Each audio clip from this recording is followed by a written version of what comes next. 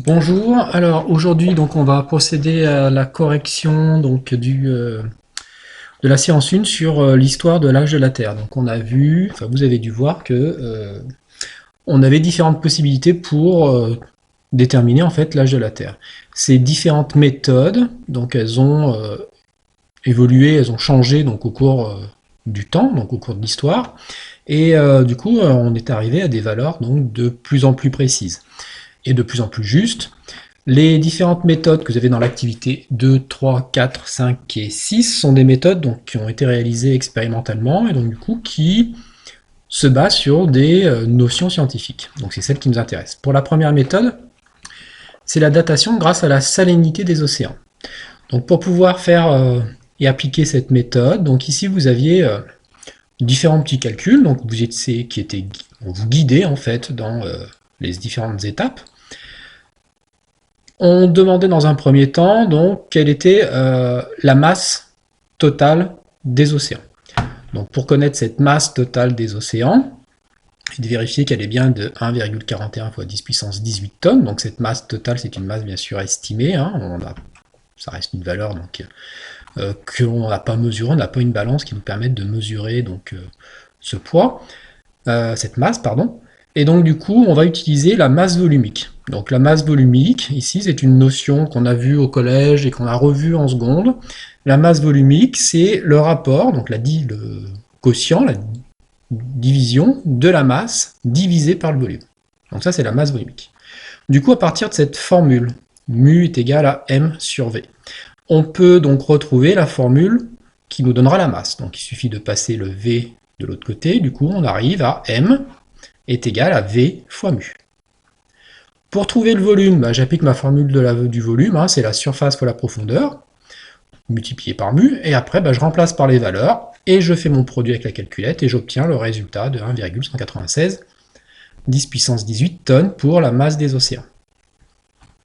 Ensuite, calculer la masse de sodium contenue dans les océans. Donc pour calculer la masse de sodium, on vous dit que la masse de sodium, elle correspond à 1,07% de la masse des océans. Donc du coup, on fait tout simplement un petit calcul de pourcentage. On fait le résultat qu'on a trouvé précédemment fois 1,07 et on obtient le résultat de 1,51 fois 10 puissance 16. Concernant la question 6, quelle est la masse de sodium apportée annuellement par les rivières et les océans? Donc là, on avait une petite formule, donc on sait que la concentration, donc pareil, c'est la masse divisée par le volume, d'accord? La concentration massique, c'est une masse divisée par le volume. Et donc du coup, M', donc la masse est égale à C fois V, et donc du coup on remplace par les valeurs, et on obtient le résultat donc suivant.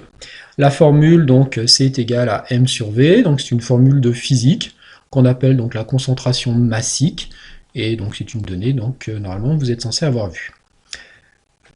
Donc voilà, donc avec les différents calculs, après on obtient le résultat, donc ci-dessous.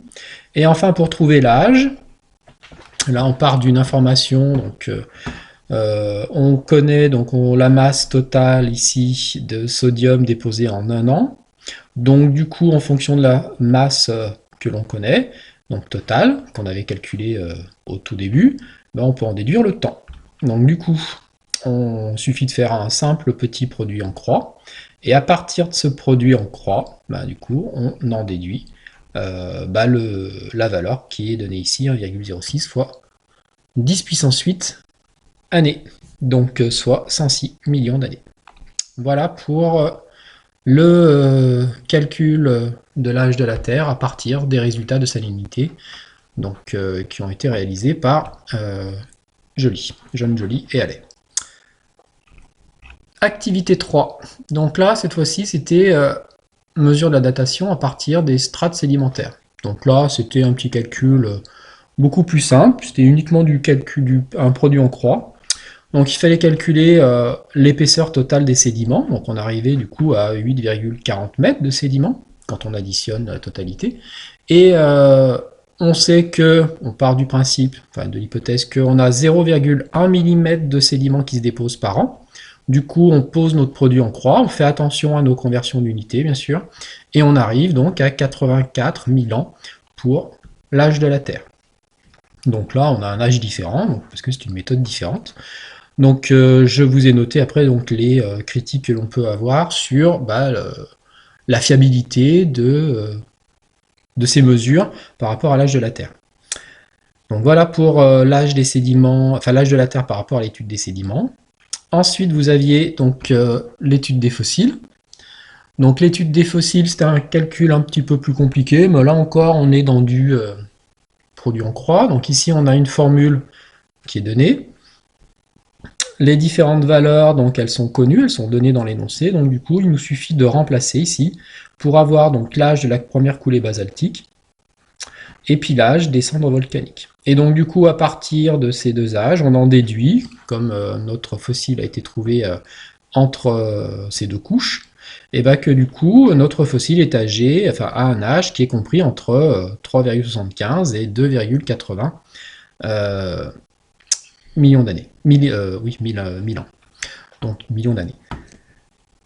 Voilà pour cette technique. Donc là, c'était juste une formule en fait à appliquer. Cette formule n'est pas à savoir par cœur. Je ne vous demande pas de la savoir par cœur.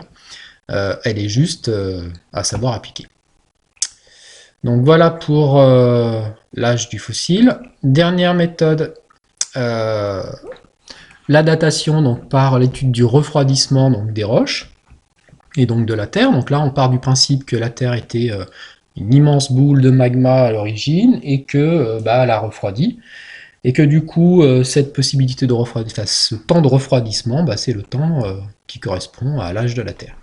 Autrement dit, ici, de la même façon, donc on avait donc une courbe, enfin une droite. Pour retrouver l'équation de cette droite, j'applique des connaissances de maths sur les fonctions, donc qui sont des notions de seconde. Donc avec, ici on a une fonction affine, donc du coup on a petit a qui correspond au coefficient directeur, petit b c'est l'ordonnée à l'origine. Pour trouver petit a, on fait la différence des ordonnées sur la différence des abscisses, autrement dit t2-t1 sur n2-n1, ici. On remplace par les valeurs, on obtient donc le coefficient directeur 53,66. J'en déduis donc du coup que ma fonction, elle peut s'écrire déjà 53,66 fois n plus petit b. Donc il me reste à trouver ici petit b. Pour trouver petit b, je prends n'importe quel point du tableau, et puis je vais les remplacer dans mon début ici. Là, ça c'est un début d'équation, je vais remplacer mes valeurs du tableau dans ce début d'équation, pour pouvoir du coup identifier la valeur de b.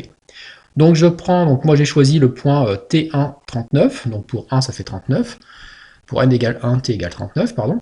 Et donc du coup, je l'écris, je remplace dans mon équation, donc 53,66 fois 1 plus b égale 39, j'isole b, donc en passant tout ça de l'autre côté, et donc du coup j'obtiens b égale moins 14,66. Donc ça c'est l'ordonnée à l'origine. Donc voilà l'équation de ma droite de refroidissement, donc d'une sphère, donc qui a été établie par Buffon, et donc on obtient à peu près donc, celle qui était donnée dans l'énoncé, aux arrondis près.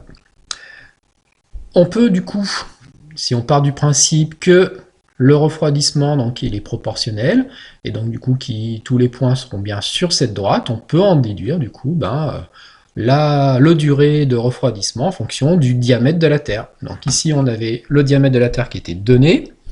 On n'a plus qu'à le remplacer donc ici dans notre formule. Donc grand N, on le remplace par la valeur du diamètre de la Terre. On fait les calculs avec la calculette et on obtient donc à peu près 96 000 ans une fois qu'on a tout calculé, qu'on a tout tapé à la calculette. Donc ça, c'était pour l'âge de la Terre si on étudie le refroidissement. Donc vous voyez bien que ces différentes techniques, ici, que l'on vient d'utiliser, ne permettent pas d'obtenir l'âge réel, celui que l'on connaît pour le moment aujourd'hui, qui est de 4,5 milliards d'années. Pour trouver cet âge, du coup, on va utiliser la datation par radioactivité, donc par radiochronologie. Donc c'est ce qu'on appelle aussi la datation absolue. Donc pour ce, on va mesurer en fait les proportions d'éléments radioactifs dans les roches. Et en fonction de leur proportion, donc on va pouvoir définir ici une droite. Cette droite, c'est ce qu'on appelle une droite isochrone.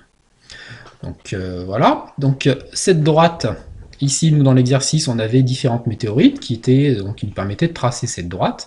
Et donc du coup on part du principe que les météorites se seraient formées en même temps que la Terre.